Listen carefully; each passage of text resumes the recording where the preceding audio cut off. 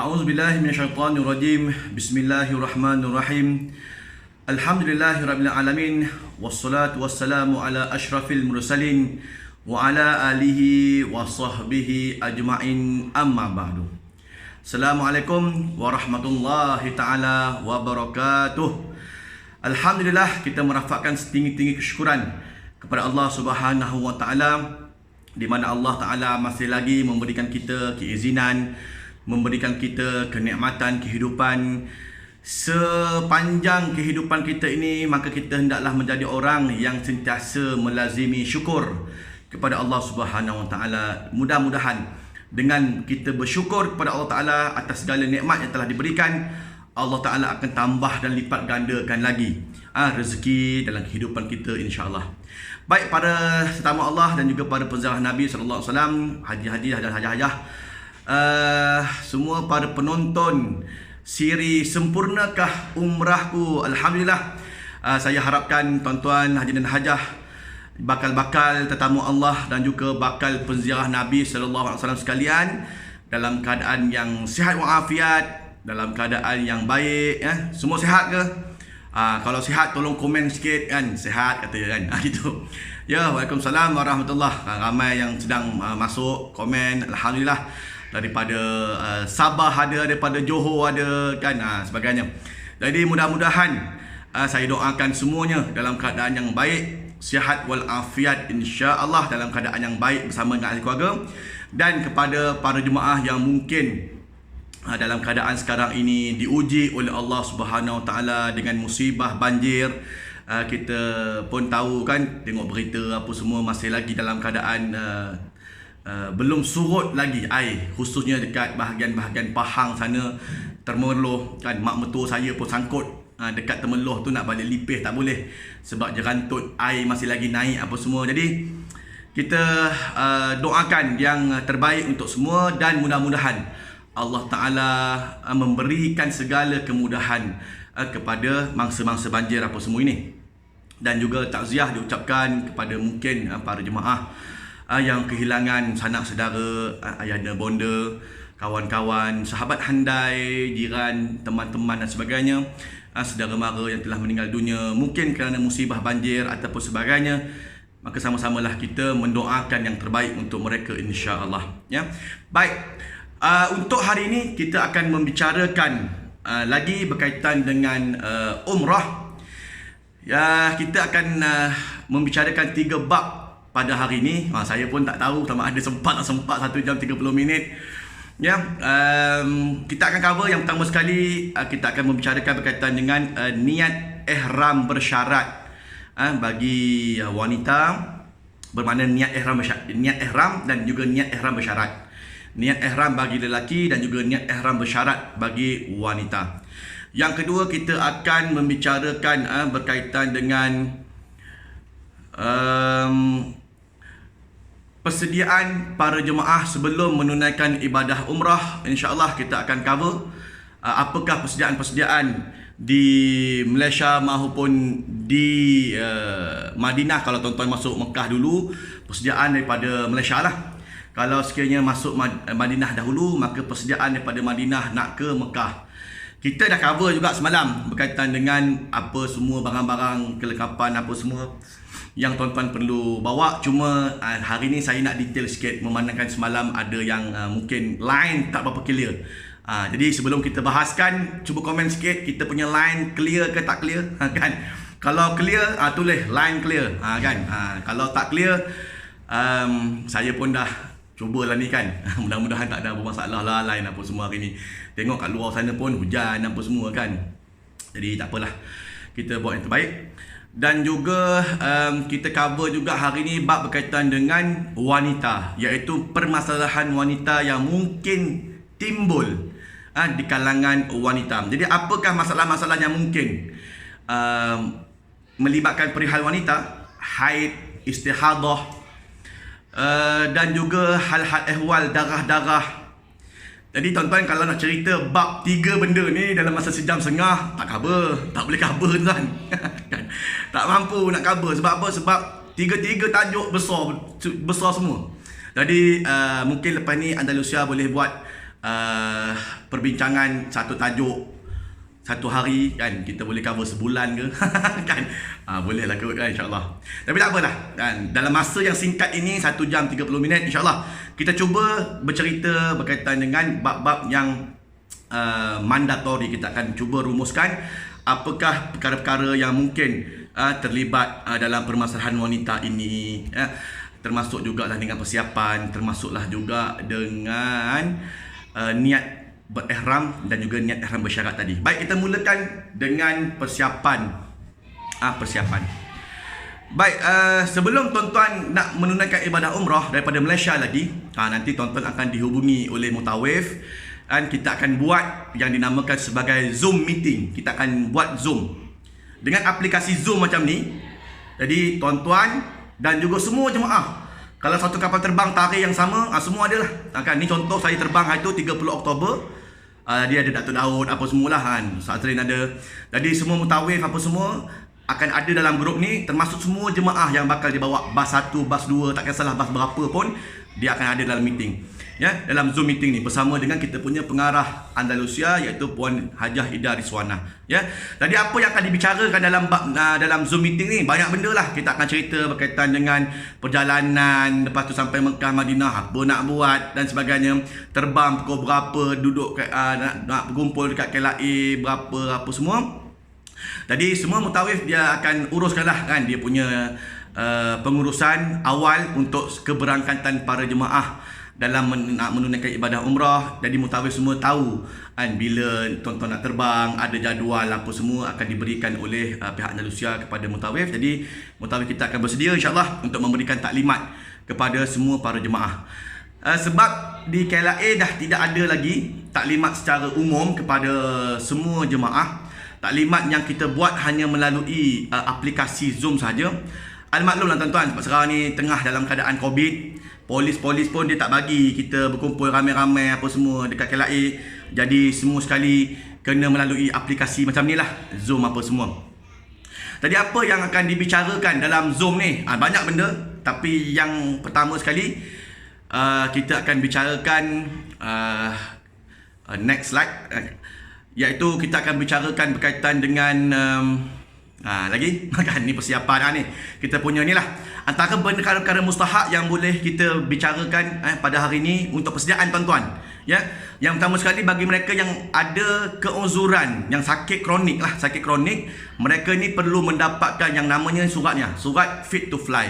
Iaitulah surat yang menunjukkan dia boleh menunaikan ibadah umrah ataupun boleh terbang lah. Ya, khususnya bagi mereka yang sakit kencing manis, yang pakai insulin kan, bawa jarum apa semua nak kena cocok kat perut. Mereka ni kena adalah surat begini kan, ataupun mungkin ada sejarah sakit jantung apa semua. Jadi mereka ni perlu ada surat begini contohnya. Jadi tuan-tuan boleh jumpa dengan doktor pakar ataupun doktor yang biasa haji-hajah pergi untuk buat check up selalu tu, bagi tahu kat dia, doktor saya nak pergi umrah. Jadi dalam keadaan kondisi saya macam ni, saya minta doktor tolong siapkan saya kertas ataupun surat begini, pengesahan bahawa layak untuk terbang menunaikan ibadah umrah. Gitulah ya. Jadi boleh standby.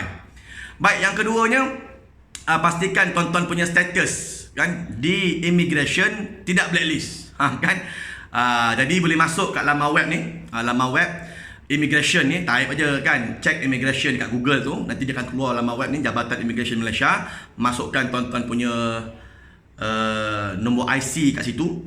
Dengan nombor IC tuan-tuan boleh semak kan. Kalau semak kemudian ditulis situ tiada halangan, bermakna beres, boleh terbang tu ya. Tapi kalau sekiranya dia ada tulis situ halangan, mungkin sebab tak bayar PTPTN ke kan, dia kata situ tidak boleh pergi umrah, sila bayar PTPTN dulu kan, dia marah pula kita kan. Umrah boleh pergi, PTPTN 2000 tak boleh bayar pula dah kan, Jabatan Immigration dia marah kita pula kan. Kena check sini. Kalau tak check, nanti tuan-tuan masa turun nanti eskalator apa semua kat counter immigration tak lepas nak pergi. Apa sebab? Sebab ada tunggakan PTPTN lah, blacklist lah, macam-macam lah kan, insolvensi dan sebagainya. Jadi tolong semak sebelum kita berangkat ke Tanah Suci. Ni nama webnya ni, tolong semak sspi.imi.gov.my/SSPI/ gitulah ya. Okay, baik. Yang ketiga, pastikan membawa IC lah masing-masing untuk kita buat pengisian HSO. Yang pasal HSO ni nanti mungkin insyaAllah pada hari yang kelima nanti, hari Jumaat, kita akan detailkan sikit berkaitan dengan HSO. Saya pun dah standbykan slide untuk tuan-tuan penerangan HSO, macam mana nak minta kuarantin, apa nak kena isi satu bar tu, satu kolom tu apa nak kena isi. Nanti kita akan bahaskan pada hari yang kelima insyaAllah untuk pengurusan ya. Cuma bawa je lah IC tu, nanti kita akan uruskan. Yang lain ada pasport dengan handphone yang ada vaksin, sijil vaksinasi, itu semua dalam handphone.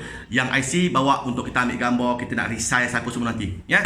Baik, yang keempatnya, ubat-ubatan kan, bawalah ubat-ubatan yang sewaktu dengannya kan. Ni tambah ni sekarang ni Johan, COVID, kemudian kita ni mungkin tuan-tuan je lah mungkin risau dengan varian baru Omicron lah, apalah kan, macam-macam. Jadi sudah pasti kita nak kena boost kita punya immune system. So untuk immune ini, tolong bawa lah kan ubat-ubat yang sewaktu dengannya, bawa vitamin C dan sebagainya, Panadol bawa kan, dan juga ubat-ubat batuk dan sebagainya. Ada farmasi dekat Mekah Madinah tu, bukan tak ada, tapi sana dia punya ubat tak serasi lah. Pengalaman saya 8 tahun bersama dengan Andalusia, kita tengok juga jemaah ada yang sakit apa semua, kadang-kadang kita pakai tak berapa nak serasi dengan jemaah. Maka ubat bawa sendiri daripada Malaysia, khususnya para jemaah yang memang ada sejarah sakit daripada sini lagi. Maka bawalah ubat-ubat yang sewaktu dengannya ya. Baik, kemudian yang seterusnya, pakaian yang sesuai lah kan. Ni sekarang ni kita dah masuk bulan 12, tak lama lagi dah masuk bulan 1, bulan 2. Bermakna bulan 1, bulan 2 ni sejuk kan. Ni respon daripada jemaah-jemaah kita yang memang ada sekarang ni dekat Madinah. Oh, sejuk kan, kata dia kan. Maka kena pakai jaket sikit lah bila waktu subuh tu nak pergi ke masjid apa semua. Ni contoh lah, ni contoh gambaran kalau tuan-tuan masuk ke Mekah, Madinah, suhu tu kurang lebih lah. Jadi masing-masing tolong semak suhu semasa dekat laman web akuweather.com kan, akuweather.com. Next slide ada akuweather.com. Jadi tuan-tuan boleh check kat sini suhu semasa kan Mekah maupun di Madinah, supaya tidaklah bawa baju terlalu tebal, tidaklah terlalu nipis, bawa yang sesuai kan apa semua nak kena bawa. Now, seterusnya print QR code daripada apps MySejahtera tuan-tuan. Yang kuning ini tak digunakan. Yang kuning hanya di Malaysia aje. Malaysia tuan-tuan pergi kedai makan, mamak ke mana, dia tunjuk kuning gitu, beres. Boleh masuk dah, bermakna full vaccinated. Tapi kalau sekiranya di Mekah, di Saudi ataupun di mana-mana lah tempat luar, dia kena pakai yang sijil vaksin sejahtera tu lah. Tuan, sijil yang putih ni, yang putih yang ada 2 barcode tu. Yang ada 2 barcode itu saja yang diguna dan diterima pakai ketika mana di Saudi. Apa sebab tuan-tuan? Sebab contohnya, contoh kes saya bagi kes. Macam jemaah saya hari tu, dia balik daripada Jeddah nak balik ke Malaysia. Di airport Jeddah, counter airlines di Saudi tu dia minta yang warna putih ni, yang warna putih yang ada 2 barcode ni. Kan kita tunjuk kat handphone warna kuning, dia tak nak. Ataupun yang kita print warna kuning tu, kita print walaupun ada 2 vaksin kat situ, dia tak nak, dia nak tengok yang ada 2 barcode. Kita pun jenuh nak generate, nak download apa semua ya untuk kegunaan di airport. Kalau ada 2 barcode ni, dua dos, macam saya exact 2 dos, maka ada 2 barcode lah. Tapi kalau tuan-tuan ambil Sinovac, 2 Sinovac plus dengan 1 Pfizer, bermakna ada 3 barcode. Ini boleh di-generate dekat warna kuning bawah tu, generate dan juga tekan download. Maka keluarlah warna putih ni, 2 barcode ni kan. Tolong print ataupun memang Andalusia dia akan minta pada jemaah sebelum terbang, masa pendaftaran bagi dokumen apa semua tu, dia akan minta kod terlupa nak print, nak maklum lah tuan-tuan, manusiawi apa semua ni terlupa. Jadi jemaah print siap-siap. Bila print siap-siap senang. Jadi kalau Andalusia terlupa sekalipun, tuan-tuan ada salinan dalam file masing-masing kan. Maka ini yang nak, boleh tunjuk PDF aja ataupun boleh juga masuk ataupun bagi hard copy ya. Hard copy tu better. Okey. tak nak macam ni. Contoh next slide. Tak nak macam ni. Ada jemaah dia bagi kad je. kad begini tuan-tuan tak diterima. Airlines tak terima. Jemaah saya yang saya kata sangkut tu, masa dekat kaunter, masa kita nak timbang beg bagasi, tengah nak timbang apa semua, sir, please show me your vaccine certificate, dia kata gitu. Maka Haji ni pun bawa keluar kad. Dia bawa keluar kad ni Dia bawa keluar kad je. Tarikh sekian, dapat 2 dos. Mana barcode kata dia kan? Tak ada barcode. Dia tunjuk kat handphone. Saya pun buka lah handphone dia. Konon-konon nak tengok lah kau ada dia punya 2 barcode. Buka-buka MySejahtera dia, not vaccinated. Kan? Not vaccinated. Tak ada vaksin orang tua ni. Wah, berat. Saya kata berat betul ni. Macam mana nak buat ni? Not vaccinated. You kata pegawai tu dia marah pula kan. Kata dah vaksin apa semua, kenapa tak keluar kat you punya MySejahtera? Sebab satu dunia tahu kita Malaysia pakai MySejahtera. Maka dia pun tahu. Jadi bila tulis not vaccinated, bawa keluar balik beg daripada tempat timbang, pergi tepi, settlekan dulu kat handphone tu vaksinate. Kita dekat airport Jeddah tu pukul 10 malam, Malaysia pukul berapa pagi kan? Mana KKM buka operasi apa semua? Lalah. Kita pun slotok lah dengan manager airline kat dalam tu, tunjukkan juga kad ni apa semua. Barulah. Macam mana tak? Haji ni daripada awal mula-mula nak timbang, jadi orang terakhir sekali nak timbang. Sebab apa? Sebab ni sebab dia bawa kad ni. So kad ni tak nak. Kita tak nak pakai kad. Kita nak semua yang ada dalam handphone MySejahtera, kod, barcode. Tolong daripada sekarang ni standby awal-awal. Okay? Baik, next. Seterusnya, yang ketujuh, PCR test. Jadi ini PCR test ni tuan-tuan akan kena wajib buat PCR test sebelum penerbangan, iaitu 72 jam sebelum tempoh penerbangan. Jadi contoh tuan-tuan terbang, contoh macam saya lah. Macam saya itu saya terbang pada 30 Oktober. Kan 30 Oktober jam 2.40 pagi Malaysia untuk terbang. Maka saya boleh cek 72 jam ke belakang. 30 Oktober 2.40, 29 Oktober 2.40, 24 jam yang pertama. 28 Oktober 2.40, 24 jam yang kedua. 28 Oktober 2.40 pagi, 24 jam yang ketiga. So 72 jam.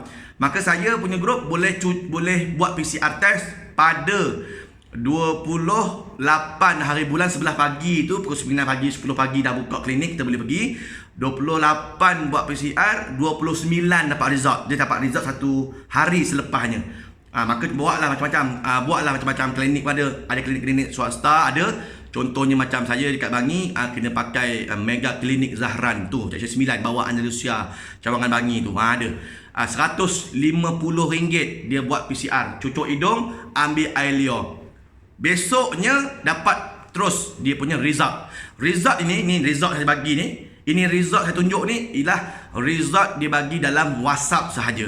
Jadi dia akan minta nombor telefon WhatsApp. Jadi tuan-tuan boleh tahu dah result. Dapat result WhatsApp PDF begitu, tolong print out. Bagi yang itu pada Andalusia menunjukkan bahawa tuan-tuan memang negatif COVID, tapi print out buat simpanan. Jadi setidak-tidaknya ada simpanan. Kalau sekiranya Andalusia lupa ke nak print ke apa semua, ada simpanan ya. Baik, next. Yang seterusnya yang ke-8, bawa duit rial yang secukupnya. Kan berapa banyak duit tuan-tuan nak bawa ni? Ada juga yang mesej saya kan. Saya ni pertama kali ni Ustaz nak pergi umrah. Agak-agak berapa banyak duit yang saya nak kena bawa ni? Kan. Jadi saya pesan kat dia lah kan, kita besok balik daripada Malaysia, daripada Jeddah ataupun Madinah nak balik ke Malaysia, kena juga PCR test 1 kali lagi kan. 125 rial sekarang ni 125. Masa saya pergi tu 200 rial. Ni dah murah sikit kot, 125 kan. Tapi dia harga tu naik turun saya pun muskil. Jadi standby lah 200 tu, memang standby dah untuk buat PCR nanti balik. Tinggal 800 kalau bawa 1000 kan. Lepas tu tuan-tuan nak beli kurma lagi, nak beli jubah lagi, nak melontar lagi kan. Macam-macam benda nak dilontarkan. Macam-macam jamrah ada, jamrah kurma ada, jamrah minyak wangi ada, tasbih ada, kakak ada, macam-macam jamrah nak kena lontar. So kurang lebih lah kan, tuan-tuan bawa lah satu orang dalam 1,500 rial ataupun 2,000 rial. Itu okey lah, boleh lah kan. Rial Saudi ya, ringgit tak dipakai di sana ya. Okey, baik. Kemudian Yang kesembilan, kalau sekiranya tuan-tuan bawa, katalah bawa sikit duit, RM1,000 apa semua, tapi bawa juga standby untuk pengeluaran international ni, kad Maybank ataupun kad ATM tuan-tuan, CIMB ke apa pun bank tuan-tuan ada, tolong aktifkan untuk penggunaan antarabangsa, international use, untuk penggunaan antarabangsa. Jadi boleh, contohnya macam saya tak pasti kalau bank lain punya activation international macam mana, tapi macam saya pakai Maybank. Maybank mudah je. Maybank to you, buka Maybank to you, ada part untuk overseas, boleh aktifkan sekian masa ke sekian masa. Dia bagi tempoh activate tu setahun. Ataupun tuan-tuan boleh pergi ke ATM Maybank tu, boleh juga aktifkan kat situ. Boleh, tak ada masalah. Jadi kad Maybank begini, kad ATM tuan-tuan boleh cucuk di mana-mana ATM yang ada. Ada Al-Rajhi Bank lah, ada Saudi Investment Bank, boleh cucuk dan bawa keluar kan. Tapi kena secas dia lah. Jadi kalau tak nak elakkan secas apa semua, maka bawa keluar duit, bawa lah duit yang telah di-convert rial secukupnya. Jadi tidak ada banyak kerugian. Baik, seterusnya, yang ke-10, senarai barangan keperluan. Senarai barangan keperluan. Mungkin kat sini ni tak berapa nampak sangat. Jadi siapa yang nak senarai barangan keperluan ini serta penerangan lengkap berkaitan semua barang-barang ni, boleh PM saya. Boleh WhatsApp saya, Ustaz Saifullah Nasri, di 013-450-3230. Saya ulang, 013-450-3230. Tuan-tuan boleh WhatsApp saya. InsyaAllah saya akan bagi senarai ni, dan saya akan bagi juga penerangan berkaitan dengan barangan keperluan lelaki dengan barangan keperluan wanita. Apa yang nak kena bawa, apa semua kan. Tapi kalau nak detail, boleh WhatsApp saya lah. Gitulah. Okay, baik. Yang seterusnya, yang ke-11, download aplikasi Tawakkalna Iktamarna. Semalam kita dah tekankan juga benda ni, cuma saya terangkan lagi sekali. Kok semalam lain tak pernah clear. Tawakkalna dengan dan Iktamarna kan, sebelah yang ada tanda right itu Tawakkalna. Dia macam berfungsi macam MySejahtera kita di Malaysia lah, tapi sana dipanggil Tawakkalna, tawakal ala Allah kan, tawakal. Jadi yang belah kanan tu adalah Iktamarna. Yang ini untuk permohonan permit umrah, permohonan permit untuk masuk ke Raudah laki, Raudah perempuan, permohonan permit untuk visit Nabi SAW, untuk masuk ke makam Nabi, dan juga untuk memohon solat di Masjidil Haram. Maka kena download dua app ni ya, Tawakkalna dengan Iktamarna ya. Baik, yang seterusnya 12, download juga aplikasi VPN Proxy Master ni. Kan semalam saya dah terangkan juga, download ni siap-siap supaya tuan-tuan boleh buat video call daripada Saudi ke Malaysia direct kan. Okey, baik. Seterusnya, yang ke-13, cek berat bagasi masing-masing. Cek berat bagasi yang dibenarkan. Untuk Saudi Airlines, satu orang boleh bawa 2 beg bagasi dengan satu berat beg bagasi 23 kg. 23. So ada 2 beg bagasi, bermakna satu orang boleh bawa 46 kg. 46 kg dengan 2 beg bagasi yang berbeza. Dan tidak boleh lebih walaupun sikit pun kan. Macam saya balik pada Jeddah hari tu memang naik Saudi, ada jemaah kita 23.9, nak dekat 24 lah. Counter tu minta tolong keluarkan balik dan tolong remove kan, tolong remove 0.9 kilo tu, kena remove. Oh memang straight tuan-tuan, memang straight. Airport baru sekarang ni apa semua kan. Jadi untuk maklumat tuan-tuan, dah tahu bagasi ni apa semua, berat apa semua, maka boleh carilah kat luar sana alat penimbang bagasi kan. Cek bagasi tuan-tuan, timbang tengok berapa berat. Jadi boleh bila nak balik daripada Saudi, besok nak balik ke Malaysia, boleh timbang dulu kan. Al-maklum lah, macam-macam dah beli kurma lah, apalah sebagainya, maka kena timbang siap-siap. Tapi siapa yang pergi bersama dengan saya, insyaAllah, siapa yang terbang bersama Ustaz Saifullah Nasri, saya memang ada buat khidmat malam-malam, pergi panjat bilik ke bilik kan. Sebelum nak balik ke Malaysia tu, sebelum jemaah wrapping bag ke apa ke, saya dengan alat timbang saya pergi lah kan, bilik ke bilik, tingkat atas, tingkat bawah, kita pergi supaya tak nak ada masalah dekat airport. Dan hasilnya, bila kita ni sebagai mutawif ni pergi bilik ke bilik, jumpa jemaah, cari timbang beg masing-masing, Alhamdulillah tak ada jemaah yang sangkut lebih beg bagasi, melainkan 1-2 yang kena bawa keluar apabila kita dah timbang. Dia pun main sumbat lagi barang lain, kot lepas kan. Tengok memang tak lepas. 0.9 kilo pun tak lepas, kena buat keluar. Ya, okey baik. Untuk Malaysia Airlines dia 32 kilo kan, satu bag aja, tak boleh lebih. Jadi Saudia dia dapat 2 bag, 23. Ya, okey baik. Kemudian yang ke-14 iaitu next slide. Yang ke-14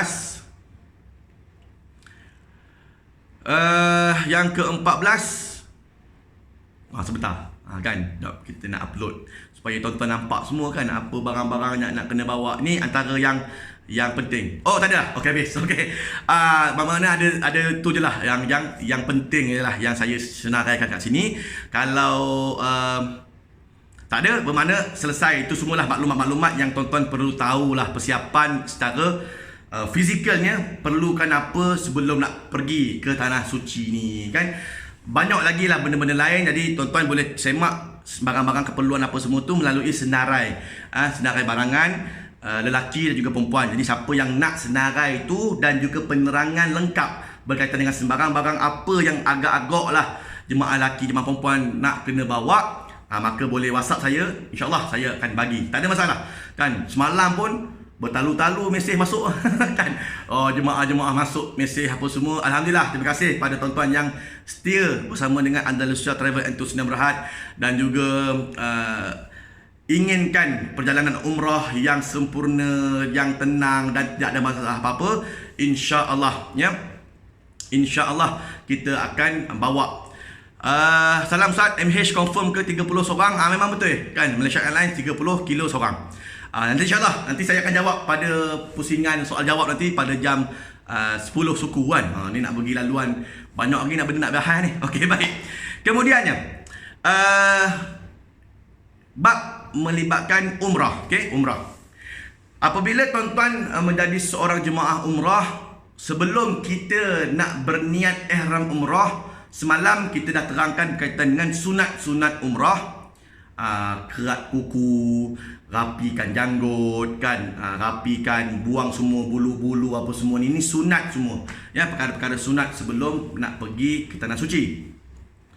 Kemudian apabila sampailah, contoh tuan-tuan dah berada dalam kapal terbang nak menuju ke Jeddah dan masuk ke Mekah, bermakna tuan-tuan akan berniat ihram umrah iaitu di Qarnul Manazil, satu tempat kecil berada di bawah muka bumi tu. Bila kita lintas dia, bermakna dah sampai miqat lah. Itulah dia tempat untuk kita berniat ihram umrah. Tetapi tuan-tuan naik kapal terbang. Bila naik kapal terbang 900 km sejam. Kampung tu mungkin kecil aja kan, dalam 10 km besar kurang lebih. Agak-agak berapa saat kapal terbang tu nak lintas untuk kelajuan 900 km sejam tu kan.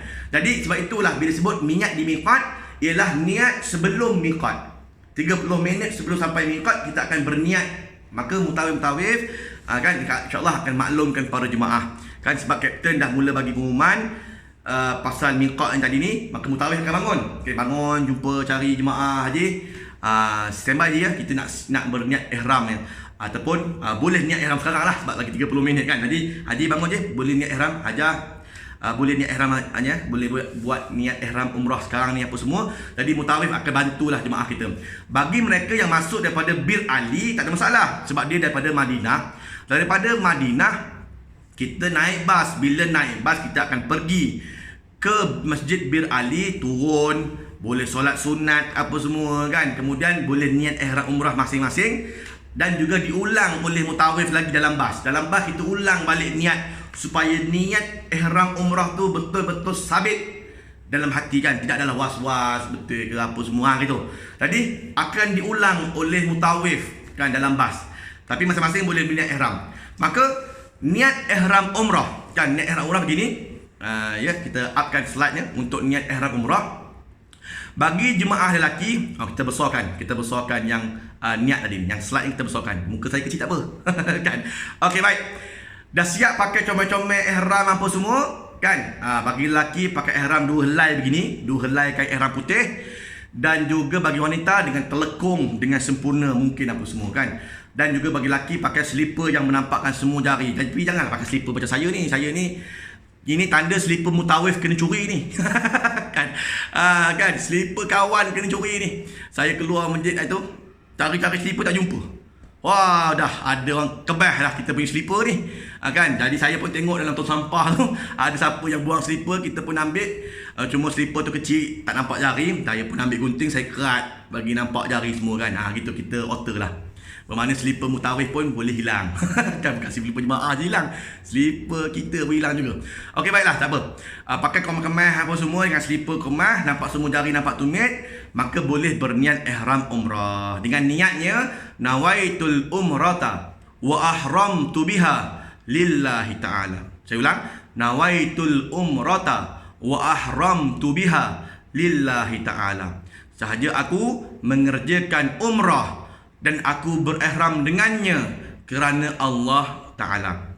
Ya, kalau dulu disebut saja aku kan, bukan saja kan. Umrah ni mana ada saja kata Datuk. Tak ada saja.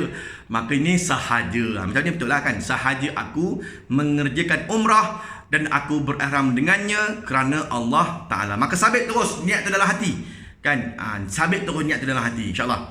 Bagi wanita niat ihram bersyarat. Kan, niat ihram bersyarat. Bagaimana nak dikatakan sebagai niat ihram bersyarat? Okey, baik, next slide. Niat ihram bersyarat tak, sebelum lagi. Okey, baik. Untuk wanita niat ihram bersyarat, sahaja aku mengerjakan umrah dan aku berihram dengannya kerana Allah Ta'ala. Sekiranya, nampak? Ada sekiranya tu. Sekiranya aku terhalang oleh sesuatu, ketika itu aku jadi halal. Maka tuan-tuan boleh tulis sikit kat bawah ni. Siapa yang mungkin sedang menyaksikan live sekarang ni, tukar sikit ayat kat bawah tu. Tukar sikit ayat kat bawah tu. Sekiranya aku terhalang oleh halangan syarak. Sekiranya aku terhalang oleh halangan syarak, ketika itu aku akan bertahallul. Kan, ketika itu aku akan bertahallul. Kalau hajah-hajah pakai niat begini, sekiranya aku terhalang oleh sesuatu, ketika itu aku jadi halal. Apabila datang aja keuzuran, bila sampai Mekah, tengok-tengok uzur pun datang. Bila uzur pun datang, bermakna dengan automatiknya dah keluar daripada ihram umrah. Tapi kalau sekiranya pakai niat tadi tu yang saya kata tadi, sekiranya aku terhalang oleh halangan syarak, ketika itu aku jadi halal, maka bila sampai di Mekah ada option. Sama ada kita nak keluar ihram, kita buka tudung, ambil gunting, potong 3 helai rambut minima, keluar kita bertahallul, ataupun kita boleh tunggu untuk fatrah naqab. Memang saya pesan pada semua jemaah, kalau boleh hajah-hajah sekalian, jangan lama-lama dalam ihram, keluar je lah. Kan, keluar je. Sebab dah niat ihram bersyarat, ada pilihan untuk keluar ihram. Kan, sama ada halangan syarak tu berupa haid, kan, mungkin ada terhalang oleh suatu halangan, macam-macam halangan lah. Kan hari ni zaman-zaman COVID ni, COVID tu sendiri sebagai halangan, tiba-tiba sakit masuk ward ke apa semua, jemaah wanita dibolehkan untuk keluar daripada ihram umrahnya. Ambillah option itu, kerana lagi lama dalam ihram, takut lagi lama dalam ihram, lagi lama kena bayar dam dan sebagainya.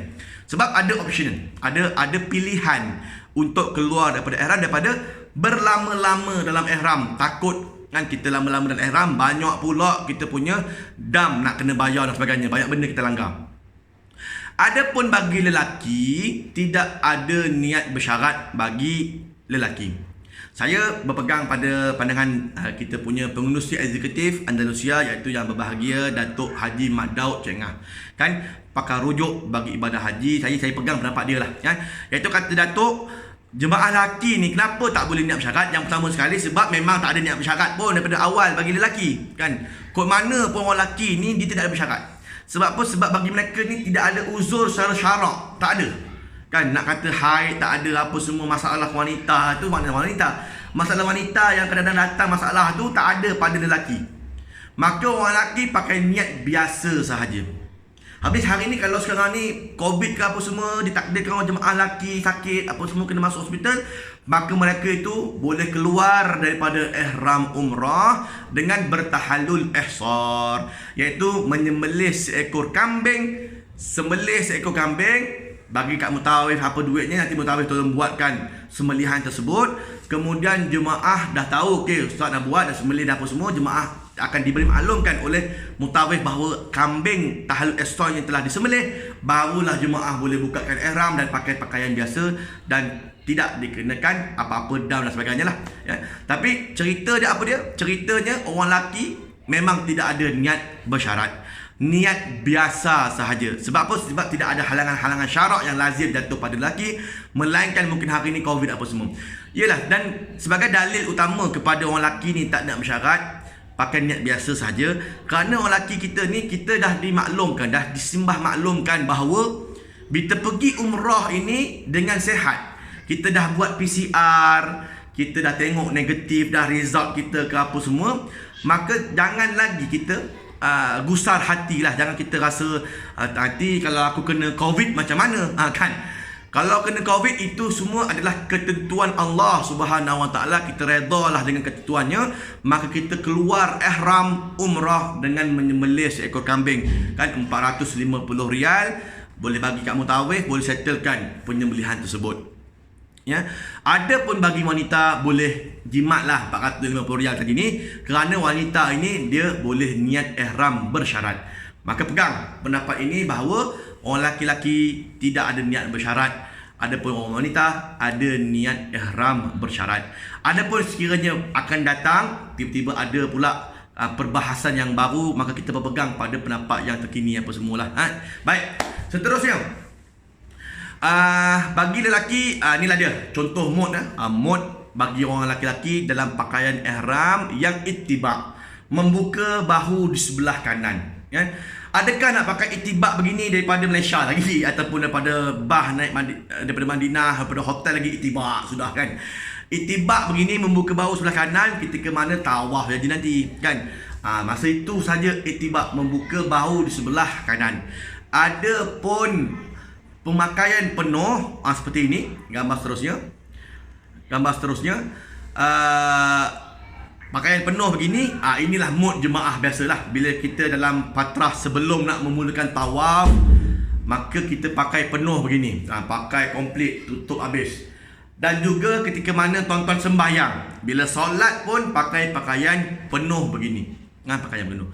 Nampak jari kaki tu memang wajib lah, tapi pakaian penuh ini dipakai ketika mana kita dalam keadaan daripada Malaysia nak menuju ke Jeddah, daripada Bir Ali, daripada hotel Madinah nak Bir Ali sampailah ke hotel Mekah. Nanti bila dah sampai di hotel Mekah apa semua, kita dah rehat-rehat, kurang lebih kita tengoklah kita punya permit ke berapa, kan? Permit daripada Iktamarna Business Andalusia Husam ni, Syarikat Amal Husam, dapat pukul berapa? Katalah kita sampai pukul 8 malam di hotel Mekah, kemudian permit kita masuk ke medan tawaf pada jam 12.30 malam. So 8, 9, 10, 11, 12, 4 jam kita rehat je lah kat bilik apa semua. Sampailah 11.30 dimaklumkan untuk kita turun ke lobi, berkumpul dengan grup daripada Hotel Anwar Diafah, Olayan, mungkin daripada Safwah, ke mana-mana lah hotel, Double Tree ke apa. Kumpul, kemudian datang wakil muassasah akan bagikan salinan ni kepada seorang mutawif kat depan. Maka dengan kebenaran masuk ke medan tawaf dengan kebenaran ini, maka semua jemaah akan masuk. Maka waktu tu dah boleh standby dah dengan pakaian secara ittiba', iaitu membuka bahu sebelah kanan tadi. Tadi tak adalah masa nak tawaf kita baru nak salin apa semua jadi payah. Daripada hotel dia turun tu dah siap-siap ittiba' pun boleh, tak ada masalahnya. Bukanlah daripada Madinah ataupun daripada Malaysia kita ittiba' nak siap-siap, kan? Tu nampak benar semangat nak buat tawaf tu. Kan? Jadi untuk di Malaysia pakai penuh begini. Okey, baik.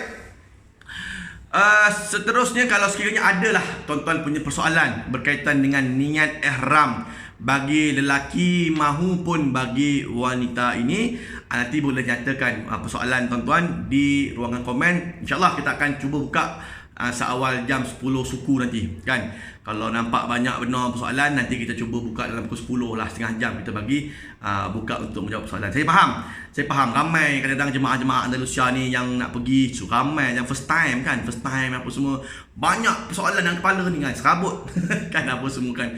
Dengan Andalusia pula buat hanya melalui online aja apa semua, mungkin ada yang tak nampak ke apa semua, tak ada masalah ya, insyaAllah. Kalau tak nampak perbahasan pada hari ni, boleh PM saya, nombor telefon saya kat bawah ni, nanti boleh PM, insyaAllah saya cuba jawab satu persatu ya. Baik, Yang ketiganya kita akan membahaskan pula berkaitan dengan wanita punya keuzuran lah. Ni spesifik tentang permasalahan wanita. Wanita ni dia adalah masalah-masalah yang secara syarak datang. Kan? Sebab itulah boleh niat ihram bersyarat kan. Maka bagi wanita dia ada haid, istihadah kan. Dalam ibadah umrah maupun haji apa semua, maka ni saya petik daripada slide yang berbahagia Profesor Madya Dr. Anisah Ghani, pakar rujuk AJPEH di pihak tabung haji. Jadi saya gunakanlah slide-nya untuk. Tapi ada 72 slide. Tak habis hari ni kan. Mau 3 jam kalau nak bincangkan hal wanita. Tapi saya petik-petik lah yang mana tajuk yang boleh kita rungkaikan. Baik, next. Untuk wanita kita bahaskan yang pertama sekali jenis-jenis darah yang ada. Banyak jenis darah. Ya, kadang-kadang orang perempuan sendiri tak tahu apa jenis-jenis darah yang ada kan. Dia sebagai orang perempuan pun tak tahu. Saya tahu haid Ustaz kan. Maka ada dinamakan sebagai haid, ada yang dinamakan sebagai istihadah, ada yang dikatakan sebagai darah fasad, ada yang dikatakan sebagai darah nifas, tu masa beranak apa semua tu. Darah selepas beranak nifas, darah masa beranak namanya wiladah, darah masa beranak tu. Maka orang perempuan pun ada 5 jenis darah. Kan? Lepas tu pening. Saya tahu darah merah Ustaz. Darah merah. Memang darah kita semua merah. Tapi ni 5 jenis darah hal ehwal wanita. Jadi jemaah-jemaah lelaki ni, suami-suami pun kena tahu ni hal ehwal darah wanita ni. Supaya apa? Bila tahu hal ehwal darah apa semua ni, kita tahu untuk pesan kat bini. Yang dah semayang ke? Entahlah bang hari ni keluar darah pula. Congak waktu bersih apa semua, ini bukan haid ni, ini istihadah kan, dah keluar lepas dah awak punya waktu haid, kena semayang, sebab ini darah istihadah je. Oh macam tu bang ya. Gitu. Pakai pad apa semua orang perempuan, ambil uduk dan boleh berjemaah dengan suami. Itu macam lah. Jadi sebagai suami kena ambil tahu, bukan hal darah ni orang perempuan aja kan. Okay, baik. Next. Haid ya. Kita mulakan dengan haid, iaitu ta'rif haid, definisi kepada haid ya. Daripada syarak, darah tabi'i yang keluar daripada rahim wanita yang sihat, baligh dalam waktu-waktu dan juga tempoh tertentu. Maka itu adalah definisi dari sudut hukum syarak. Dia darah yang normal, darah yang memang akan datang kepada wanita yang tak mengandung, dia memang normal. Wanita yang sihat. Kan dia highlight kat situ wanita yang sihat. Bermakna kalau ada wanita tak haid, dia tak mengandung tak apa, tapi tiba-tiba haid tak ada, dah setahun tak ada haid kan. Dia punya bagusnya untuk semayang lah. Sebab dia tak ada keluar darah, maka dia boleh semayang. Tapi cerita dia jadi tak sihat lah. Maka bila tak sihat apa semua, mungkin ada masalah tu. Maka wanita dia mesti keluar haid kan, tak boleh tak nak. Tak boleh lah, kenapalah aku datang haid apa semua ni, tak boleh nak semayang apa semua. Tapi sebenarnya haid bagi wanita ni satu rahmat Allah kan. Bila keluar darah, bermakna dia itu wanita yang sihat. Bermakna bila habis tempoh uzur dia ada tempoh pula yang subur kan, untuk mengandung dan sebagainya. Baik, dari sudut istilah perubatan pula, pendarahan dari selaput rahim terjadi secara berulang setiap bulan bagi wanita yang subur, disebabkan perubahan normal daripada keseimbangan hormon tubuh, lazimnya didahului dengan penguar bulan. Bermakna daripada haid wanita ni, apabila daripada rahim wanita yang sihat, dia berlaku kitaran darah apa semua ni, maka dia keluarlah daripada membran rahim tadi tu. Satu masa dia pecah, maka itulah namanya sebagai darah haid. Maka wanita yang subur, wanita yang sihat mesti ada haid ini. Kalau kita tak ada haid, maka kena cek lah kan. Cek sikit anak-anak dara kita ni betul sihat tak sihat, bawa jumpa doktor dan sebagainya ya. Okey, baik. Kemudian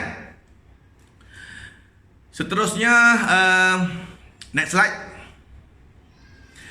Okey, istihadah pula ialah darah yang keluar kurang daripada 1 hari 1 malam, melebihi tempoh maksimum haid dan maksimum nifas. Pendek kata, untuk haid dia boleh keluar 15 hari, sepanjang itu dia boleh keluar haid. Sependek-pendek haid, 1 hari 1 malam, itu haid yang paling pendek. Tapi kalau sekiranya keluar darah tu kurang daripada 1 hari 1 malam, Bermakna itu bukannya haid, itu diklasifikasikan sebagai istihadah. Bermakna tak sampai 24 jam. Hari ni pukul 8 malam, esok pukul 2 petang dah berhenti dah. Itu bukannya haid, itu dipanggil istihadah. Kan? Ataupun melebihi tempoh maksimum haid. Bermakna 1 sampai 15 hari itu adalah haid. Hari yang ke-16 kalau darah keluar lagi 16 sampai 30 itu bukannya haid, itu dikira sebagai darah istihadah. Maka apa yang wanita perlu tahu untuk haid, itulah tempoh haid yang wajib untuk tidak sembahyang lah. Jadi ada tempoh istihadah yang wajib kita sembahyang kan? Jadi darah yang keluar antara tempoh 2 pusingan haid kurang daripada 15 hari. Jadi pastikan kita semua faham definisi tadi ni. Okey, baik, seterusnya. Okey, ada pun ini darah-darah yang mungkin keluar daripada jemaah. Kan ada warna darah merah kehitam-hitaman kan. Ada yang merah tua, coklat kan, darah kuning, ada darah kuning. Adalah warna kuning yang keluar kan. Ada wanita yang mungkin kena keputihan ke kekuningan ke, dia keluar keruh kuning keputihan tidak jernih. Ini 5 semua ni, ini adalah warna darah haid. Semua tu dikira sebagai darah haid. Kan? Macam mana nak tahu Ustaz? Ada Mika kan dah kahwin, haji-haji semua ada dah rumah tu. Kan? Buat eksperimen lah. Kan? Boleh lah tahu darah apa ni kan. Jadi dari sudut hukum perbatannya, ni dia 5 darah. Tak pernah nampak pun Ustaz darah kuning. Kan? Kita orang lelaki ni gitulah, bukan tahu sangat kan. Dia orang perempuan dia tahulah. Ke orang perempuan pun tak tahu, tak pernah nampak Ustaz darah kuning. Kan? Yang mana tak nampak tu nanti buat ni lah, buat eksperimen lah apa semua. Tadi semua darah-darah ini adalah darah yang dikatakan sebagai darah haid. Maka jumhur ashab Syafi'i mengatakan dikira sebagai darah haid. Adapun pendapat daripada Abu Sa'id, Abu Abbas, Abu Hamid, Imam Al-Haramain tidak dikira sebagai haid kerana cecair kuning dan keruh itu bukan darah, dianggap sebagai darah. Jadi yang ada mengatakan bahawa haid itu darah yang merah aja. Selain benda merah bukannya haid. Tapi kita berpegang pada pendapat Imam Syafi'i. Inilah dia antara darah-darah haid yang mana boleh keluar kepada seorang wanita. Ya, okey baik. Maka bila sebut haid aja, dia adalah najis kan? Dia adalah najis, maka perlu bersuci daripada darah-darah ini. Okey, next.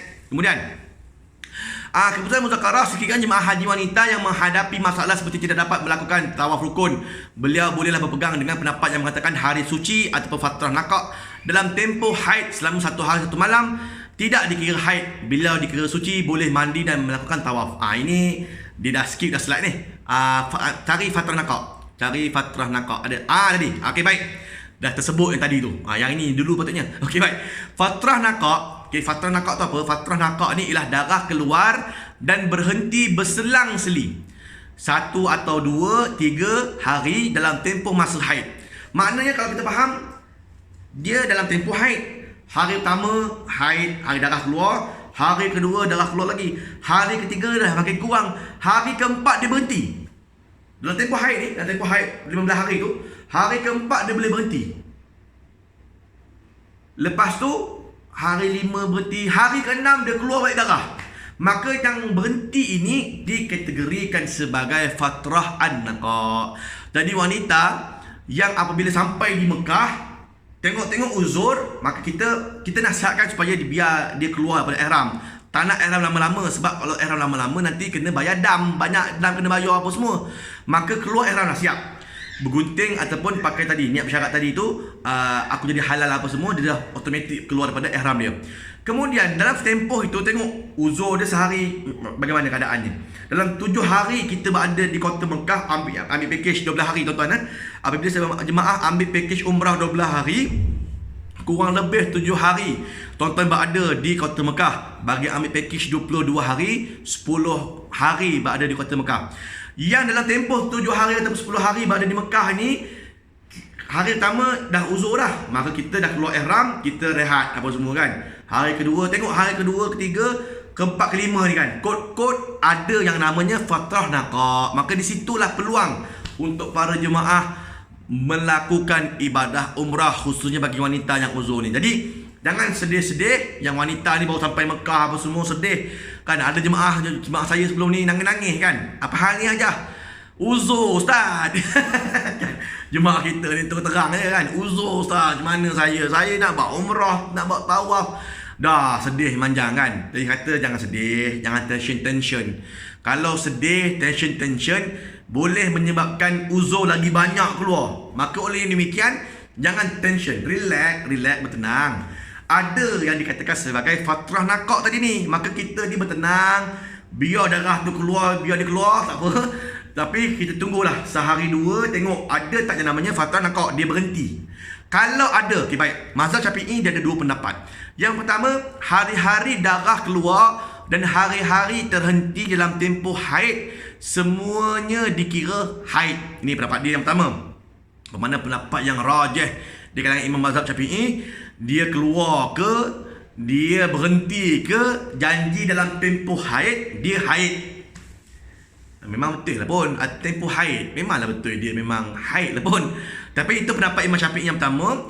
Adapun yang kedua, hari-hari darah keluar digabungkan dan dikira haid, hari-hari terhenti digabungkan dan dikira suci, diistilahkan sebagai talfiq. Maka mudah kita faham bahawa ada hari ada tempoh kita uzur tu tiba-tiba dia berhenti. Maka apa kita perlu lakukan? Okey, kalaulah tuan-tuan ni hajah-hajah kita ni berjumpa dengan fatrah nakak, dia berhenti kejap. Dia berhenti sekejap, maka bilakah masanya kita nak mandi wajib dan kita boleh kita melaksanakan ibadah umrah dalam tempoh kita berhenti? Maka ada banyak pendapat. Cuma saya pegang pendapat Datuk Daud lah kan. Kita ni ada pakar rujuk. Andalusia ni bagus tuan-tuan sebab dia ada pakar rujuk kita yang memang hebat. Datuk Daud Cengak kan. Mungkin ada pendapat sebelum ni yang mengatakan 2 jam lebah boleh mandi wajib dah, yang kita boleh pergi tawaf. Tapi dalam 2 jam tuan-tuan, mana cukup kan? Tak cukup 2 jam. Nak suci luar dalam ni, bila dia berhenti haid tadi tu, nak suci luar dalam tempoh 2 jam tak mencukupi, kata Datuk. Maka kita ambil tempoh panjang sikit lah. Tapi yang penting kita yakin dan memang sabit dalam hati bahawa dia betul-betul berhenti. Berapa jam? Maka ambil tempoh 8 jam kan. 8 jam boleh dah. Kita tengok keadaan kita, 8 jam dia berhenti uzurnya, maka dah boleh mandi wajib. Kalau dah keluar ihram hari tu, maka siap-siap pakai panty liner apa semua. Ni memang tak ada darah ni. Bersih luar dalam, tahan taksi kat depan hotel, pergi ke Masjid Tanaim yang paling hampir lah 10 km. Sampai aja masjid, tak payah sembahyang-sembahyang sebab takut uzur keluar. Jadi kita tak sembahyang-sembahyang. Lalu taksi tu keluar saja sepanjang tanah haram, masuk ke tanah halal. Kita dah niat ihram umrah, di U-turn balik, masuk ke Mekah balik. Dah. Itu biasanya lazim pergi Tanaim balik kurang lebih 40 rial lah. Daripada hotel pergi ke Tanaim balik semula, pergi balik tu harganya 40 rial aja. Itu mudah untuk jemaah. Maka cek. Jadi dah pergi masuk balik ke Masjidil Haram, tapi jangan lupa wanita niat juga ihram bersyarat tadilah. Jangan niat biasa lagi. Niat juga bersyarat sebab kita risaulah juga kod dia keluar balik ke apa semua dalam tempoh kita nak buat umrah ni. Maka kita niat juga bersyarat. Bila sampai habis semua dekat Masjidil Haram apa semua, sebelum kita nak memulakan tawaf, cek semula. Takutlah kita dah keluar balik apa semua. Tapi kalau memang confirm dia memang tak ada kering apa semua, terus bersegeralah kita melakukan ibadah tawaf. Tapi jangan lupa sekarang ni dah ada Iktamarna, kena mohon dulu slot permit umrah tu. Sekarang ni itulah tuan-tuan, dia punya kemusykilan dia dengan fatrah nakak lah apa semua ni, dengan juga slot kekosongan umrah kan. Kita tak boleh main masuk aja. Nak bagi tahu kat polis, saya fatrah nakak ni kan, nak kena cepat, takut nanti saya tak dapat bawa umrah. Polis peduli apa di situ, dia tak tahu, dia tak ada ambil tahu pun hal kita apa semua. Tapi yang paling mustahak adalah kena cek dekat Iktamarna, ambil slot yang paling hampir dalam tempoh 8 jam tu, kemudian pergilah buat tawaf. Tawaf tu yang paling mustahak. Bila tawaf tu jalan 7 pusingan keliling Kaabah, habis tawaf apa semua, dah selesai kan. Ketika sa'i dia keluar balik ke, tak ada masalah. Kerana apa? Kerana kita dah memang dalam keadaan yang suci. Kita dalam keadaan dah selesai daripada kewajipan wuduk tadi tu. Sebab tawaf saja yang perlu ada wuduk. Itu kekangannya ialah ketika mana tawaf. Tawaf kena ada wuduk. Dia macam solat. Kalau tak ada wuduk maka tak sah tawaf. Oleh demikian wanita yang uzur tak boleh tawaf. Oleh itulah kita pakaikan pendapat yang kedua, iaitu pendapat yang marjuh di kalangan Imam Syafi'i. Boleh gunakan fatrah an-naqa ini untuk bagi wanita dalam tempoh uzur tapi darah tak keluar, darah tidak memang berhenti. Dengan keyakinan darah berhenti itu, dia boleh selesaikan tawaf 7 pusingan dan juga sa'i apa semua. Dapatlah juga setidak-tidaknya satu juga umrah dalam tempoh dia berada di kota Mekah. Ya, memang tuan-tuan, memang hajar-hajar kita rasa ialah terkilai. Ada juga jemaah yang memang sampai balik uzur kan, sampai habis uzur, maka tak bolehlah dapat umrah juga kan. Saya tak nak bahas kat sini berkaitan dengan dia boleh juga buat umrah kan, tapi kena bayar dam kambing pula, dam unta. Nanti kita boleh bahaskan benda tu bab lain lah. Tapi untuk pendapat yang paling sahih, bagi wanita kot mana pun dia mesti suci daripada hadas besar dia, maka dia kena gunakan fatrah naqa ini kalau sekiranya ada datang pada dia, ya. Maka mudah-mudahan lah. Sebab itulah bagi wanita jangan tension, jangan stres. Bila stres nanti lagi banyak darah mengalir keluar. So kita bertenang aja, mudah-mudahan dalam keadaan yang tenang, haid kita pun boleh berhenti, kita boleh dapat yang namanya fatrah an-naqa. Okey, baik. Seterusnya ada lagi slide lain. Okey, permasalahan pengambilan pil. Ini penting. Sebab apa? Sebab ramai yang PM saya, Ustaz. Saya nak pergi umrah, saya cadang nak ambil pil lah, Ustaz. Kan? Dia tak cakap habis. Saya tanya, pil apa? Pil penahan haid. Oh, pil penahan haid. Okey, bagaimana keadaannya? Kan? Boleh tak boleh kita mengambil pil penahan haid ni? Okey, next. Okey, baik. Ini dia. Tidak digalakkan, seperti saya pegang pendapat muzakarah ni muzakarah haji, tidak digalakkan memandangkan semua perkara wajib dan rukun dalam ibadah haji boleh dilakukan melainkan tawaf saja. Yang ini slide haji, tuan-tuan. Jadi saya ulas kat sini bahawa memang tidak digalakkan wanita ini mengambil pil penahan haid. Kenapa, tuan-tuan? Kerana lain ibadah, kalau haji lain ibadah, melontar apa semua itulah kan. Kalau dalam bab umrah, kita tunggulah fatrah naqa tadi ni kan, kita tunggu fatrah naqa kerana insya-Allah ada kan. Saya yakin dan percaya jemaah haji pernah mengalami yang namanya dia berhenti sekejap uzur apa semua tu dia keluar balik kan. Ada, itu namanya fatrah naqa. Maka bagi jemaah umrah apa semua tidak digalakkan mengambil pil ini. Kerana apa? Kerana ketidakstabilan hormon itu bakal berlaku. Maka boleh ambil dengan syarat. Yang pertama sekali, mesti dapatkan nasihat pakar. Yang mana hajah-hajah yang rasa agak-agak ni tarikh sekian ni aku ambil ni uzur ni. Dia tahulah, dia dah congak lah, tuan-tuan. Ada jadual uzur ke apa semua tu. Agak-agak tarikh nak aku pergi ni masuk Mekah ni uzur ni. Maka dia kena berjumpa dengan doktor yang biasa dia berurusan untuk masalah-masalah kesihatan dia ke apa semua, doktor panel ke, pulang lah. Jumpa doktor-doktor pakar ni, tanya dia, saya nak pergi umrah ni doktor, macam mana cadangan doktor kalau saya ni ambil pil penahan haid? Kan? Tanya dia.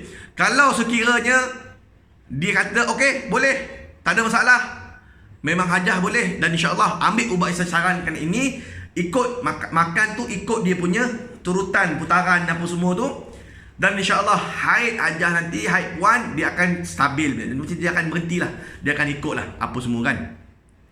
Tapi kalau doktor pakar nasihatkan, jangan kan, awak ni darah cair, contoh gitu kan, awak ni ada masalah kesihatan, tak boleh ambil pil penahan haid, maka haram hukumnya kita mengambil. Kenapa? Menyalahi orang pakar kan.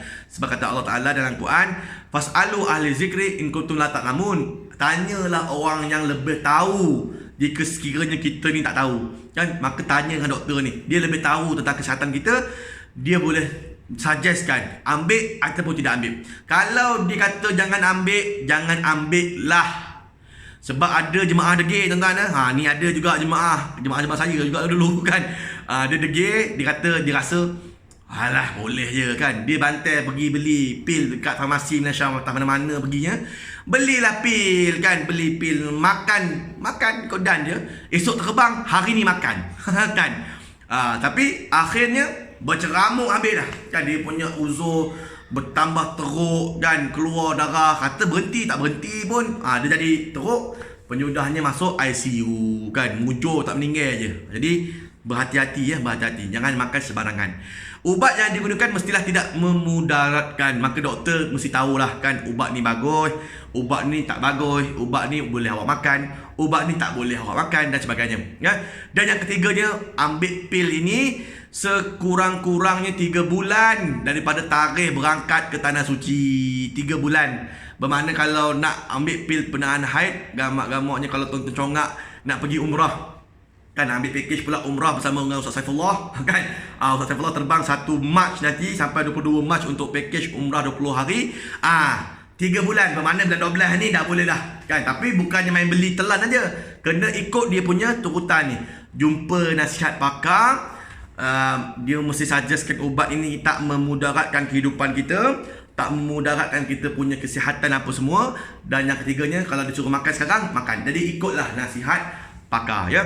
Ni contoh ubat-ubatnya, banyak jenis ubat kan, banyak jenis ubat.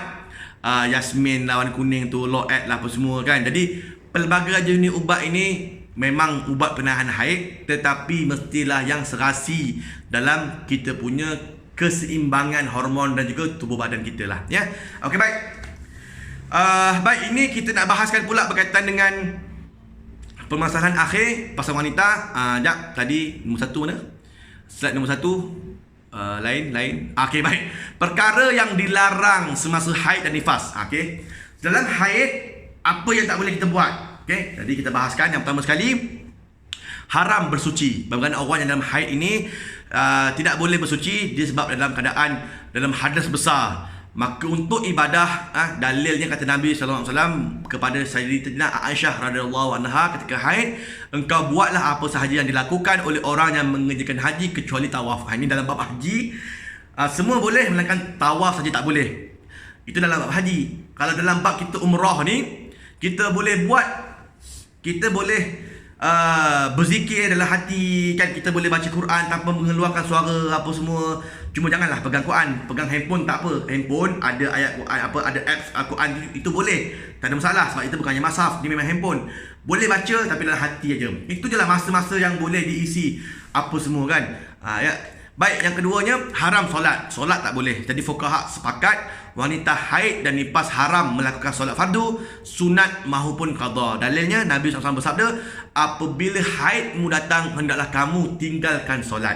Kerana tak suci kan, tak suci maka tak boleh kita bersolat. Jadi sebab itulah tuan-tuan, hajar-hajar sekalian ya, kita ni tak beribadah kerana haid yang Allah berikan kepada kita. Itu pun adalah ibadah, taat itu. Taat kita kepada Allah Ta'ala untuk tak bersolat kerana uzur, kerana haid yang Allah datangkan kepada kita. Taat kita itu juga adalah ibadah kepada Allah Subhanahu Wa Ta'ala. Bukan kira semayang aja ibadah. Ketaatan untuk tak bersolat itu pun ibadah. Kenapa? Kerana Allah datangkan uzur, maka kita tak boleh solat. Maka jangan kita rasa sedih kan? Jangan kita rasa sedih. Banyak lagi amalan-amalan yang kita boleh buat kan, untuk menambahkan pahala. Jadi jangan risau dan juga jangan sugul di hati kalau sekiranya tak boleh solat ke apa semua. Jadi jangan. Okey, baik. Seterusnya, yang ketiga, haram berpuasa. Maka orang yang uzur pun tidak boleh berpuasa. Wajib puasa sunat maupun qada, nazar tak boleh ya. Maka wajib qada puasa Ramadan yang ditinggalkan kerana haid dan nifas. Bagi mereka yang mungkin jemaah umrah yang terbang umrah Ramadan kan, tiba-tiba uzur pula, maka bukan kata tawaf tak boleh buat, umrah tak boleh buat, puasa pun tak payah buat kan. Dalilnya seorang wanita bertanya pada Aisyah radhiyallahu anha, kenapa wanita haid mengqadakan puasa dan tidak mengqadakan solat? Aisyah menjawab, keadaan demikian telah berlaku kepada kami, diperintahkan mengqada puasa dan tidak mengqada solat. Qada puasa, tapi solat tak payah qada. Ni kalau nak bahaskan bab hadis ni panjang, jadi kita taat ajalah pada perintah Allah. Qada je puasa, solat tak perlu qada. Ada perbahasan dia, tapi masa tidak mengizinkan, kita terus je yang keempat. Haram tawaf ya. Orang yang uzur ataupun datang haid tidak boleh melakukan ibadah tawaf, baik tawaf rukun, wada, sunat, tahiyatul bait dan sebagainya, tak boleh. Nama kata tawaf haram, ya, sebab tawaf ini perlukan suci. Dalil hadis, sesungguhnya haid itu suatu yang telah ditetapkan oleh Allah Ta'ala kepada wanita-wanita anak Adam. Engkau buatlah perkara-perkara yang dilakukan oleh orang-orang yang mengerjakan haji kecuali tawaf di Baitullah. Sebab tawaf ini diumpamakan macam solat. Solat pun tak boleh, maka tawaf pun tak boleh, ya, sama. Okey, baik. Seterusnya yang kelima, mana yang kelima? Okey, haram membaca Al-Quran. Bagi jemaah wanita yang uzur, maka fuqaha sependapat bahawa harus berzikir, baca ayat-ayat Quran yang dijadikan zikir seperti basmalah, ayat kursi, maksurat, apa semua, 3 kul boleh. Tapi fuqaha berselisih pendapat tentang membaca Al-Quran.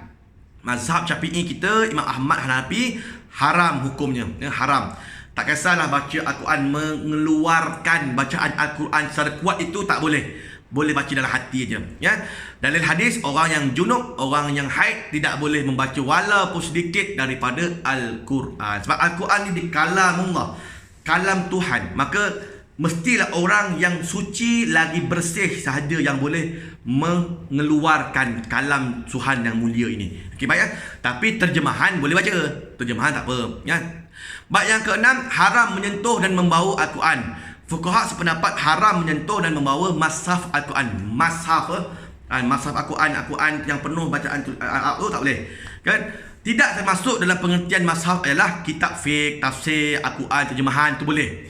Macam kitab-kitab bacaan, ada ayat Quran sikit, ada terjemahan sikit, itu boleh. Ataupun tafsir Al-Quran boleh.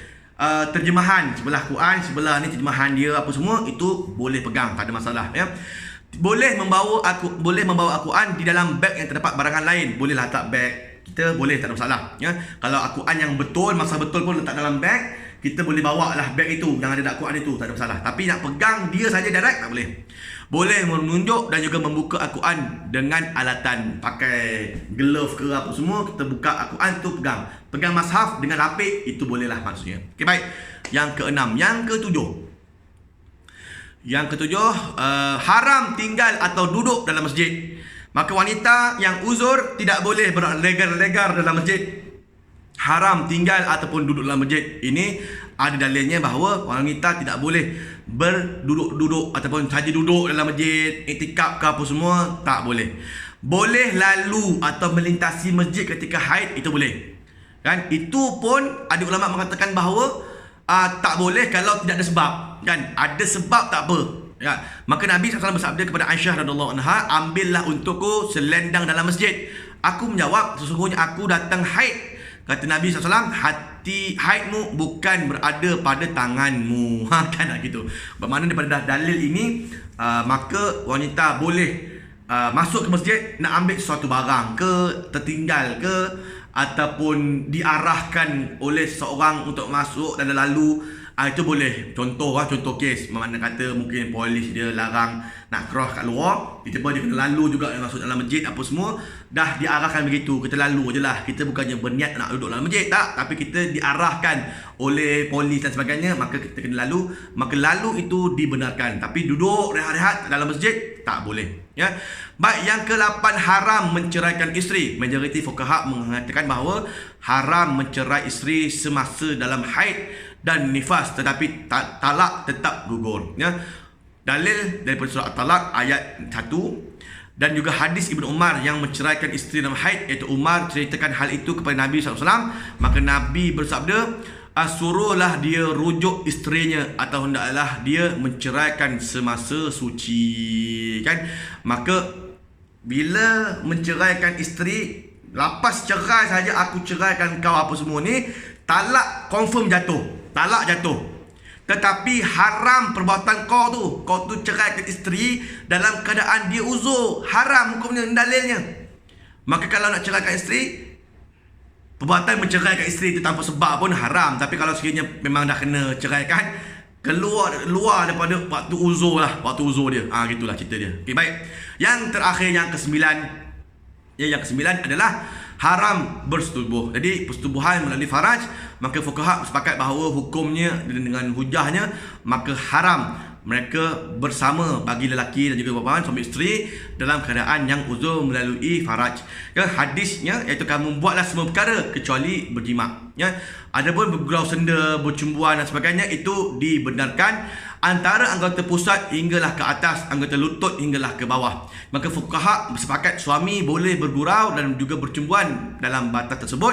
Bergurau senda dan bercumbuan pada anggota antara pusat dan lutut tidak menggunakan faraj dan jubur, maka yang lain tu boleh dan sebagainya. Okey, baik, inilah dia 9 perkara dalam bab haid wanita. Kalau sekiranya datang uzur, maka inilah dia 9 perkara yang tidak boleh dilakukan oleh wanita itu. Ya. Imam Malik, Abu Hanifah, Syafi'i mengatakan pula haram keadaan di atas. Dalilnya apabila Nabi SAW ingin bergurau senda dengan salah seorang daripada isterinya semasa datang haid, maka baginda Nabi SAW memerintahkannya supaya mengikat kain pada permulaan dan kemuncak haid, barulah baginda bergurau senda padanya. Bermakna Nabi bergurau senda dengan isterinya sama jugalah. Bila bersama dengan isteri, maka part yang sensitif ni, yang uzur, maka ditutup apa semua. Jadi kita ni kadang-kadang betul juga kan, suami isteri kadang-kadang bergurau senda terlajak kadang-kadang. Tu berhati-hati dalam keadaan uzur apa semua ni, maka apapun hukumnya adalah haram lah. Ya. Imam Ahmad bin Hanbal dan juga salah satu pendapat mazhab Imam Syafi'i berkata boleh bergurau senda dalam keadaan tersebut.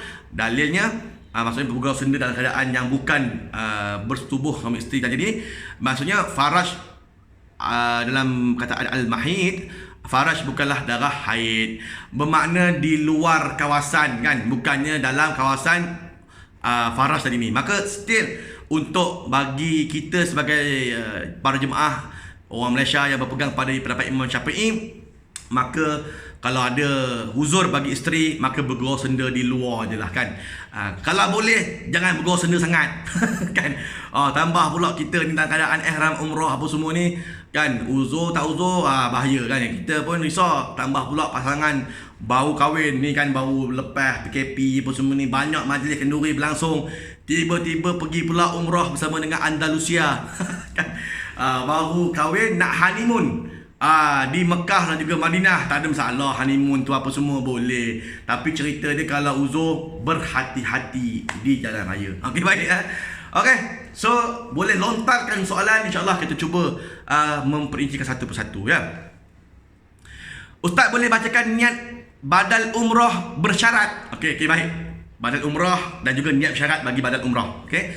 Bagi mereka yang nak buat badal umrah memang boleh kan, dengan niatnya saya bagi bahasa Melayu je lah, mudah kan. Saja aku mengerjakan ibadah umrah dan aku berihram dengannya. Ini niat badal umrah. Sahaja aku melakukan umrah badal kan. Sahaja aku melakukan umrah badal bagi ayahku, contoh ayahku, dan aku berihram dengannya kerana Allah Ta'ala. Sekiranya aku terhalang oleh halangan syarak, ketika itu aku jadi halal. Ini yang buat niat bersyarat ni adalah wanita, bukan lelaki. Kalau lelaki dia niat penuh saja tadi ya, niat penuh saja. Okey, baik. Itu untuk niat badal umrah. Adapun badal umrah ni boleh buat satu niat satu orang sahaja kan.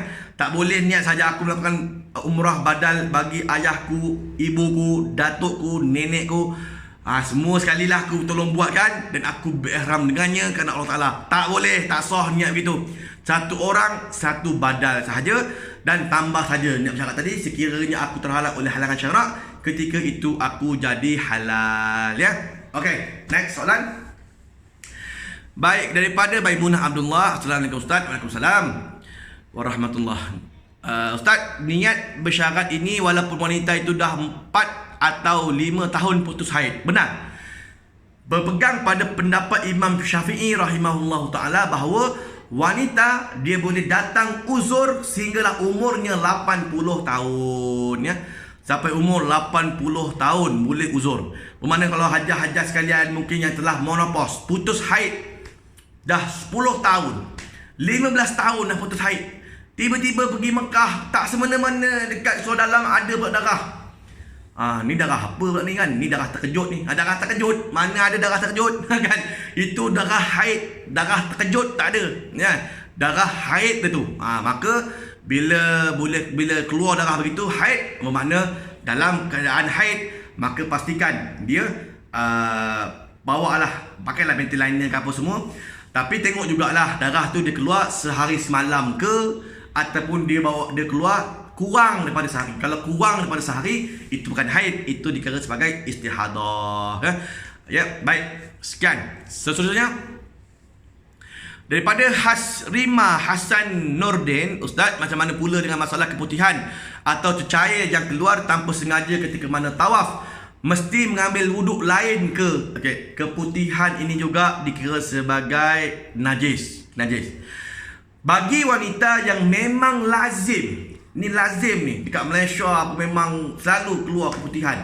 Memang panty liner tak pernah lekang lah kan. Pantang penat pergi ngajar kan, balik petang kita pakai pad ke, pakai tisu ke apa, memang ada sentiasa keputihan apa semua. Itu juga dikira sebagai najis.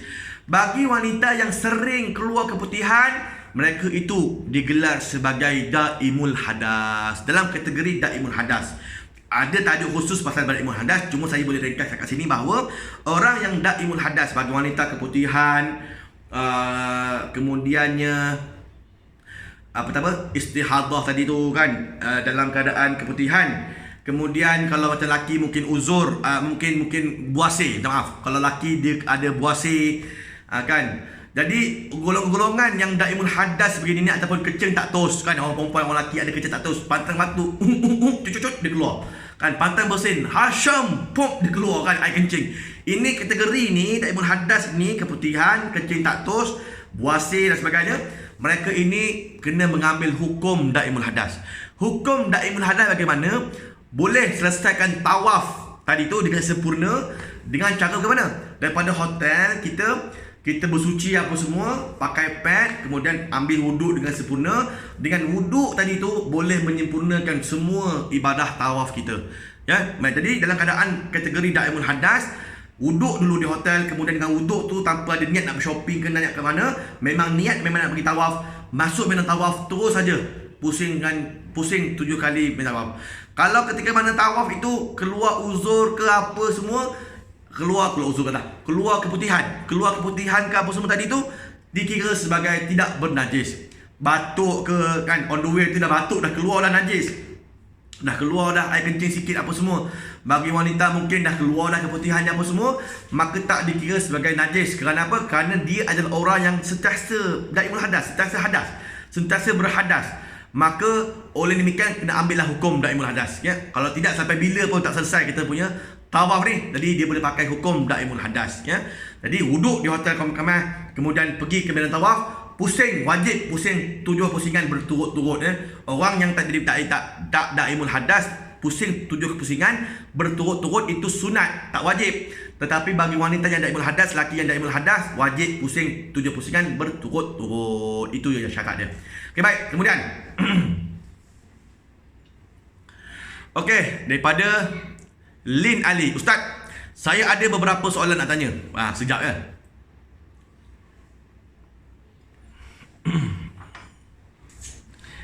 Yang pertama, apa cadangan Ustaz untuk jemaah lelaki yang tinggal dari Shah Alam? Perlu ke memakai ihram dari rumah atau di KLIA? Okey, saya jawab satu-satu. Kalau daripada Shah Alam ke KLIA kurang lebih dalam 45 minit, kurang lebih kan, 30 ke 45 minit. Maka kalau dekat macam Shah Alam ni, saya sarankan pakai siap-siap kat rumah lah kan. Okey, ada kan, Ustaz ada bagi beg besar, beg kecil hand carry tu dengan beg sling. Beg hand carry tu dekat rumah kita pakai ihram belah bawah aja. Kan, belah bawah aja. Yang atas boleh sarung t-shirt. Satu lagi helaikan ihram, letak dalam beg carry tadi tu. Bila sampai ke KLIA kan banyak buat pengurusan apa semua kan, kita pakai t-shirt selesa sikit lah. Buat pengurusan nak angkat beg apa semua, letak beg apa semua. Maka nanti bila dalam kapal terbang, kita boleh salin belah atas sahaja. Buka t-shirt boleh salin untuk pakai ihram sebelah atas saja. Yang belah bawah dah komplit dah. Gitu. Saya memang sarankan jemaah buat gitulah, mudah. Salin kat KLIA keseluruhannya bukan tak boleh. Ada masa tak ada masalah kan, boleh juga. Cuma tempat tu sempit sikit lah kan. Kalau nak cari surau ada. Cuma kadang-kadang kita ni nak buka spender, nak buka apa kan, tengah-tengah pakai bawah, jatuh kan. Tak ada apa semua, nampak pula orang, berat-berat. Jadi Paling tidak yang belah bawah itu pakai dulu kat rumah, atas boleh sarung t-shirt aja. Kemudian ada ruang tak untuk pakai ihram di surau KLIA? Contohnya kalau saya lihat flag 27 bulan 7 direct to Mekah kan, itu cerita tadi. Ada ruang surau apa semua kan, cuma dari sudut keselesaan nak pakai itulah. Jadi better pakai belah bawah kat rumah, atas boleh ganti kat surau ke ataupun dekat dalam kapal terbang. Ada kalau tuan naik Saudi Airlines, kat belakang tu ada macam surau kecil, boleh buka dan boleh sarung aja kait ihram, buka t-shirt, sarung kait ihram, itu better lah ya. InsyaAllah saya akan berlepas pada hari Isnin 27 bulan 7 27 bulan 12. Tapi sehingga ke hari ini masih belum ada WhatsApp group untuk jemaah berkomunikasi minta pendapat. Okey, baik. Untuk maklumat tuan-tuan, untuk jadual penerbangan, tadi itulah grup WhatsApp ataupun Zoom meeting tu tadi akan dibuat kebiasaannya 4 ke 5 hari lah sebelum terbang kan. 4 ke 5 hari kalau awal-awal. Ini takut kita lupa lah pula kan apa yang dipesan. Jadi 4 ke 5 hari, 3 ke 4 hari, nanti insyaAllah kan Mutawif akan add tuan-tuan haji-haji sekalian dalam grup WhatsApp. Dah buat grup WhatsApp, nanti dia akan bagi link untuk Zoom meeting. Klik link tu boleh Zoom meeting lagi handphone, rumah, laptop apa semua, di mana-mana haji-hajah berada ya. InsyaAllah. Jadi 4 ataupun 3 hari ke ataupun 4 hari kurang lebih lah sebelum tarikh penerbangan. Dia akan maklumkan kumpulkan KLIA 1 kaunter K, contoh kan, KLIA 1 kaunter sekian, masa sekian, sila datang. Tuan-tuan punya boarding pukul 2.40 pagi, tolong datang KLIA 9.40 malam. Terbang contoh, terbang 27 bulan 12, terbang pukul 2.40 pagi, kena berada di KLIA pada 26 hari bulan 12 9 malam. Contoh gitu ya. Jangan pula pergi KLIA 9 malam aja ya. Lupa dah. Rupanya 9 malam semalam kerja hari ni. 9 malam hari ni orang sampai Madinah dah.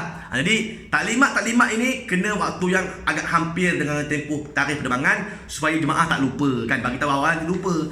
Jadi 3 ke 4 hari kurang lebih lah Mutawif akan maklum kepada jemaah. Okey, baik.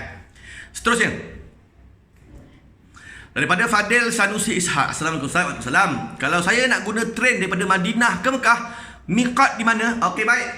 Untuk jemaah yang menaiki train laju yang bayar RM350 untuk ekonomi coach, RM450 untuk business coach kan gitu. Kereta api laju daripada Madinah ke Mekah, maka niat ni di mana? Pakai ihram siap-siap di bilik apa semua komplit. Kemudian melangkah keluar hotel dah boleh niat ihram dah. Kan? Melangkah keluar hotel dah boleh niat ihram umrah dah.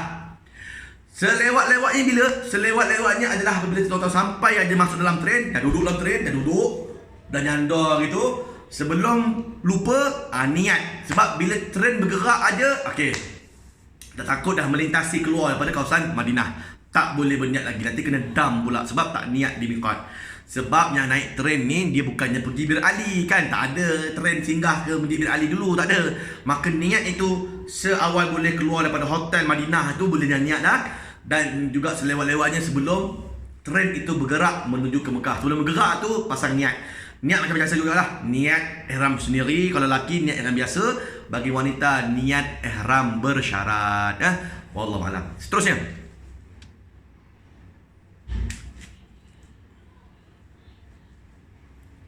lagi? Okey, baik. Daripada Farhana Razali, kain ihram boleh ditukar ke? Contoh di tempat berniat pakai ihram lain, di hotel pakai ihram lain. Boleh tukar, tak ada masalah kan? Boleh tukar. Maklumlah daripada Madinah nak ke Mekah, tuan-tuan makan tadi dekat Wadi Satarah, ada tempat makan, anda usahakan extrakan tempat makan. Jemaah-jemaah on the way daripada Madinah nak ke Mekah, makan dulu sebelum sampai Mekah. 2 jam sebelum sampai Mekah makan dulu.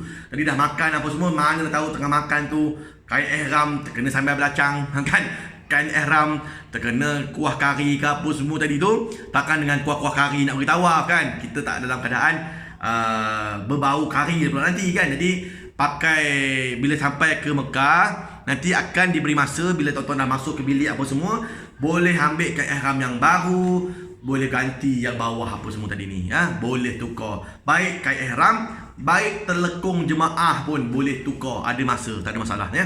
Baik, seterusnya. Lagi? Ada lagi? Okey, daripada Rahmah Mukhtar. Salam Ustaz. Waalaikumsalam. Boleh ke ambil suntikan tak bagi haid keluar? Tadi kan kita dah bahaskan tadi berkaitan dengan pil, pengambilan pil penahan haid. Kurang lebih lah ni. Dalam bab suntikan ni pun mesti ada dapat pengesahan doktor yang pakar, mesti selamat. Yang ketiga, mesti makan 3 bulan sekurang-kurangnya sebelum terbang menunaikan ibadah umrah. Kalau terbang 27 sampai 12 macam tadi tu, dah sempat kan. Jadi kalau tak sempat ke apa semua, baru dengar ceramah ni baru dapat informasi berkaitan dengan apa semua tadi ni, maka tawakal ala Allah kan. Gitulah insya-Allah. Minum air zam-zam banyak-banyak, niat dalam hati, Allah janganlah bagi aku keluar uzur dalam tempoh ni, kan. Dia mesti 3 benda ni. Tak ada 3 benda ni haram kita mengambil suntikan maupun pil penahan haid. Mesti dapatkan nasihat yang pakar. Ubat itu mesti yang tak memudaratkan. Dan yang ketiga, ya, mesti dia ambil 3 bulan sebelum daripada tarikh berangkat. Ya, wallahu alam. Seterusnya,